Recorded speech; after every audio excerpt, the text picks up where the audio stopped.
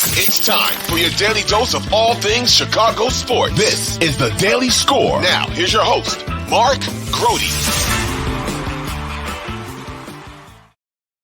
Been hearing about all sorts of things going on with the Chicago Bears. I am going to give it all to you right now, and we will have accompanying players and coaches and GMs discussing everything that is going on with the Bears. And we will start with the fact that Montez Sweat is at Halas Hall, presumably will be practicing with the team on Thursday.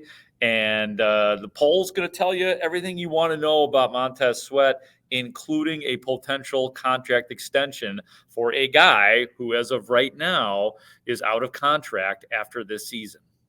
We see him as a long, fast, explosive, relentless defensive end that can help us both in the run and the pass game. And really, I see him as a multiplier. He's going to allow everyone to play better, our entire defensive front, our corners, our safeties, and again, hopefully, we talk about the ball all the time, creating turnovers and stops so we can be better. In terms of our process, really it was a situation where, you try to forecast forward. You look at the draft potential. Our guys have been doing a really good job getting that information in, as well as free agency. And we felt like this was a really good opportunity to get ahead of that and get a top pass rusher in the building. And again, that's short term, but also for long term. We're currently working on getting a contract done now. It's hard to put a timeline on it, but I'm hoping it won't take too long. And that is, again, General Manager Ryan Poles. And it's important to hear that. I think that was the trick. There was, the applause for the Bears and Ryan Poles because Montez Sweat is a good player. I'm saying applause when they made the deal, but a second-round pick is stiff if you're not sure if you're going to get a contract extension done. And Poles came into the room making it very clear that they are working on that now, talking today. So I do have a feeling that eventually will get done. Let's go to Montez Sweat himself and hear how he's feeling about everything right now. Grateful, blessed, happy to be here. I'm just happy to be here, ready to get to work. Obviously, you're playing on the last year of your deal. Have you spoken with the Bears at all about a potential contract extension yet? I'm sure my agents and them are talking about something, but I'm not really in it right now. Just ready to get to work. How do you process the contract piece of things, knowing that your deal does expire at the end of this year, and that, I'm sure you're trying to figure out what's next for you beyond this year for several years? Yeah, it's thought about. Obviously, a player always wants to have security playing the sport that we play in, but I'm sure everything will work itself out. Are there things you would like to see here to commit to being here long term? You probably know very little about what you've just joined. Yeah, I'm just taking it one day at a time. Everything is happening kind of fast right now. Just waiting for it to slow down and we hit the ground running when we get there. Do you expect to play Sunday? Will you be able to get out there right away? I believe so. Were you thinking Atlanta was going to be an option for you? I knew my agent told me that they was in the talks. Obviously, with that being where I'm actually from, Georgia. With that being, it was a place of interest, but it's the NFL. Obviously, they wanted me more, so this is where I am. What were you up to yesterday when you got the news about the trade? I was on my way to walk through, and the rumors was swirling about, so I had my phone close to me. My agent gave me a call, and there it was. What are your emotions like when you get that call? It was a lot. There's a lot of emotions. I was in Washington for maybe 4 or 5 years. I developed some strong relationships there that will last after that. And you got to pick up shop and find a new home. So it's a lot of emotions that come with that. But I'm ready for the challenge. I'm ready to meet my new teammates and hit the ground rolling. Yeah, it's interesting that the Bears have picked up two players who have had similar reactions when the Bears got DJ Moore and now Montez Sweat. Different for DJ Moore because it wasn't mid-season, but both talked about, picking up everything, being well-rooted where they were. And, full disclosure, when Montez Sweat spoke to us, he's not even been to his locker as of yet. And as he put it, he's just trying to figure out where he's laying his head tonight. But bottom line is once he gets comfortable, it sounds like he's going to be here for a while. But we'll let that play out because we have to. All right, next topic, Jaylon Johnson, who recently requested a trade and has been wanting an extension with the Bears. He's made that clear on 670 The Score on the Parkinson Spiegel show. He's made that clear to us, those of us who were at Halas Hall covering the team after games, during the week, in the locker room. He said a lot. He has said a lot. And now Ryan Poles is talking about where things are with Jaylon Johnson. First, Jaylon and I have a really good relationship. A lot of transparency. We sit down, we talk, we go through different things, and heard a lot about not wanting Jaylon here long term. That couldn't be further from the truth. He knows that we want him here, and we've talked about that. Our process there, I'll just kind of pull back on that whole deal. Anytime we do an extension, I bring players in to sit down and have a conversation to really go over what an extension looks like. What does it feel like? Because the biggest thing is you can take things personal when you're negotiating through an agent. So there's the club side starts one side, the agent starts the other, and you try to find that sweet spot in the middle to get the deal done. And in that sense, you can take it personal. And the big thing, I want our guys and the guys here to be able to come in my office and talk about if they feel disrespected in any way, and we can talk through it to go, because it's a tough situation. So I want them to know that my phone's on, my door's open, we talk through that. So we've been able to do that with Jaylon and go through that process. Really, with that one, we've exchanged a couple times, and it was one of those situations. A lot of times it happens when you exchange emails back and forth with deals. Tone can be misunderstood. Emotions can be misunderstood. We all know that. I'm sure we've all texted, and it's like, no, I didn't mean it to be that way. So on Sunday, we met with his side, had really good meetings in LA. I thought we made progress. I texted my group. I'm like, we'll be able to get this deal done in a matter of days. We come back from the trip, and his team wants to explore a trade situation. So I'm fine with that, but I brought Jaylon in. We sat down. We talked about it. I granted permission to do that. Here's the thing. I don't want to lose Jaylon Johnson. If I were to lose Jaylon Johnson, I would like to have a high percentage of hitting on another Jaylon Johnson, which to me is a late first and it's a early second. So really simple there. That didn't happen. So we are still open to getting a contract done, and I'm going to follow Jaylon's lead on how he wants to go about doing that. But we're still open. And again, Jaylon and I have talked as recently as today. We don't know what Jaylon Johnson is asking for right now. And it sounds like he's asking for a number that would put him in the elite cornerbacks in the league. So, and, Poles is like you. He knows how good the player is. I mean, you heard him almost literally putting a draft value on him as a late first round, or where he was drafted in the second round. Let's hear from Jaylon Johnson. Jaylon, the question to him is, he's still interested in negotiating with the Bears. Yeah, I mean, not really too focused on it right now. Just want to continue to stack this season, continue to build my resume best I can. And, I mean, I have some personal goals that I want to achieve, and then from there we'll figure that out when that time comes. But that's not what I'm interested in right now. I'm trying to win. Are you disappointed, Jaylon, that nothing happened that you seem to desire at the trade deadline? I mean, yeah, I would say as far as some things that I would want, I feel like nothing in a sense that I wanted has happened so far as contract, trade, anything like that. But, I mean, it's not. I feel like there's something bigger. Maybe the timing wasn't there. And, I mean, again, I've always said that I'm going to let God take the wheel on it, and I don't want to try to force anything. And since it doesn't happen, I feel like there's a reason why some things haven't happened yet. So I'm going to just continue to play ball, continue to grow, and see what happens after that.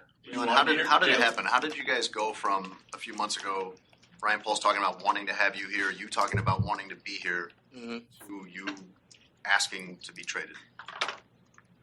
I would just say I feel like really not coming to be on the same page. And like I said, too, there's a difference between talking and trying to work things out versus getting things done. And up until this weekend, nothing was done, and I figured I wanted some different opportunities or see what else was out there for me. So I mean, really, other than that's about it. Do you want Jaylon? Do you want to be here long term? Yeah, I've said that since I got here. Matt, that's the last line of it. Still wants to be here, but it does seem like Jaylon Johnson is wanting more than he's even let on, and making more of a fuss than we expected him to make. The best thing I could say is stay tuned. My gut is that they still do get something done. And the reason is because I've been hearing from Jaylon Johnson for a long time now that he wants to be here, that this is his first choice and all of that. And hearing Ryan Poles say the same thing, essentially, that makes for a good partnership. So that's my gut on that. Let's get on to the next topic now with Ryan Poles, and that is the firing of their running backs coach, David Walker, for not meeting standards inside or outside of the building. Something untoward was going on. The Bears aren't giving details, but it does appear that it was a human resources issue from inside the building. Here is Ryan Poles on the firing of David Walker. Do the Bears have a culture problem? And if no, why not? Because these things don't happen, and now it's happening twice in 6 weeks. Yeah, well, I can be really clear with that one. We have expectations here, and this comes from me, Kevin, George, and Matt. If you don't meet those expectations of how you move around this building, how you treat people, how you talk to people, how you act, you don't belong here. So the alternative is you do nothing and you just kind of brush it on the rug and you're cool with that, which we're not. Or you act accordingly to make sure that your culture is strong. So unfortunately, I feel like every time I talk, it's like the easy way, the quiet way, the hard way is the loud way. And we have to deal with this, but that's how we're going to do business here. Straightforward with Ryan Poles. I do respect what he was saying right there, because that is the hard way. I'm getting the feeling that, Ryan Poles is not, when it comes to stuff that serious, and we don't know specifically what happened, but, HR issues are HR issues. And he's not like a second chance guy. He's not a look the other way guy. So I do give Ryan Poles a lot of credit on that. What about Matt Eberflus, though, on his level of accountability in the David Walker thing? And for that matter, he's the one that hired Alan Williams to be the defensive coordinator, and he also was fired unceremoniously. So here's Matt Eberflus. Morning, from my vantage point, but we have a standard to uphold too, and when that standard is not met, we act, and we act accordingly, and that's what we did today. But Matt, to Dan's question though, this is two guys on your staff that you hired.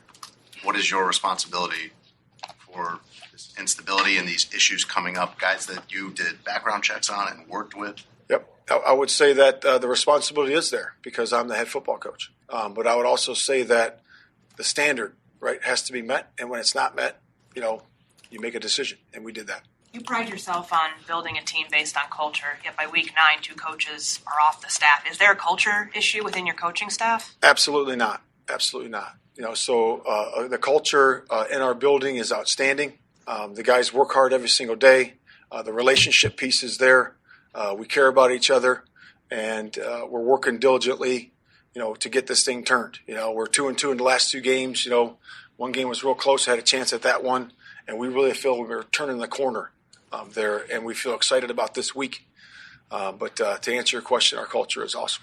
Do you feel like vet these guys better though? Like when you sit down, is there something missing in the interview process? Or I would say that we take pride in that. We take pride in vetting the guys, just a player, coach, staff. We take pride in that. But again, when the standards aren't met, we take action, and that's where it is. But do you feel like you erred in your evaluation of the coaches that have left?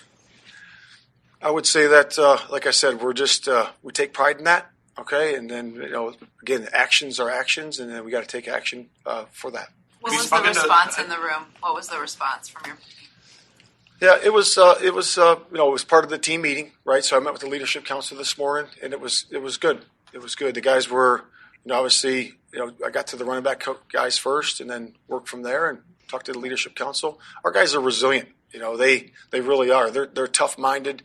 They've been through adversity, and the culture is great here. And our guys work their tails off, and you guys see the locker room. You know what it's like, and it is where it is. And then guys move forward.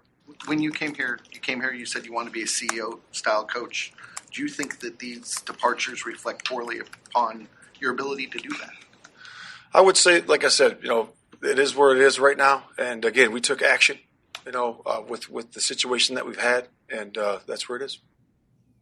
That's what it is right there. A lot of culture is awesome stuff going on right there. Maybe the players' culture is awesome, but apparently there is a problem with the coaching culture. I think it's pretty obvious with some of these guys. And maybe some of it is because it's 2023 and not 1993. And people, I don't know, that people aren't getting away with the stuff that they once did get away with. And you got to, again, appreciate both Poles and Eberflus for holding these guys accountable, as painful as it is publicly. And yeah, look, there's culpability for those guys as well. Again, nobody's getting off the hook here. Last thing here, and this has been a long episode. Ryan Poles, hey, while you're here, is Matt Eberflus still the right man to be the head coach of the Chicago Bears going forward? I see on every day where I see him address the team and I see his approach through adversity, it is stable, man. And I know in the outside world it doesn't look like that. And I know it looks like we're far away. But this dude comes in every day and just keeps chipping away. He has high integrity. The people that he brings in here, he's done the work to make sure that they're the people they're supposed to be.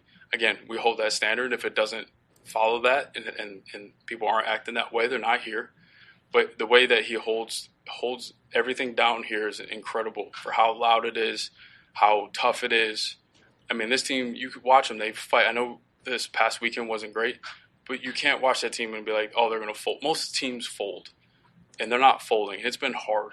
It's been really hard, especially from where we started last year, trying to build this and do it the right way.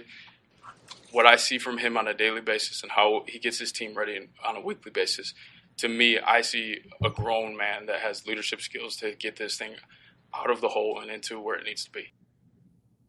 All right, that sounded like a vote of confidence to me. I know that there's differing opinions from me and my colleagues here at Halas Hall. There are some who think he's dead man walking. I'm going to, after 2 years, I think Flus probably begins the season as the Bears head coach next year, unless something colossal, if it goes colossally sideways for the rest of the season. But I still think Matt Eberflus is the head coach of the Chicago Bears next week. So that's what's going down with the Bears. I'm just looking through my notes to see if there's anything else that I need to throw out at you guys, because there's been so much about the issues here. Tyson Bagent saying that he will start again. He spoke to the media, nothing earth-shattering. He said nice things about Montez Sweat. Tremaine Edmonds did not practice, knee injury. Eddie Jackson practiced in full, though it was a walkthrough, but those were projections, and they are projecting that Eddie Jackson is ready to practice in full. And Omar Young has been promoted from within to become the new running backs coach because David Walker was fired. That is all for today on the Daily Score. For our executive producer, Ray Diaz, I am Mark Grote. Talk to you tomorrow.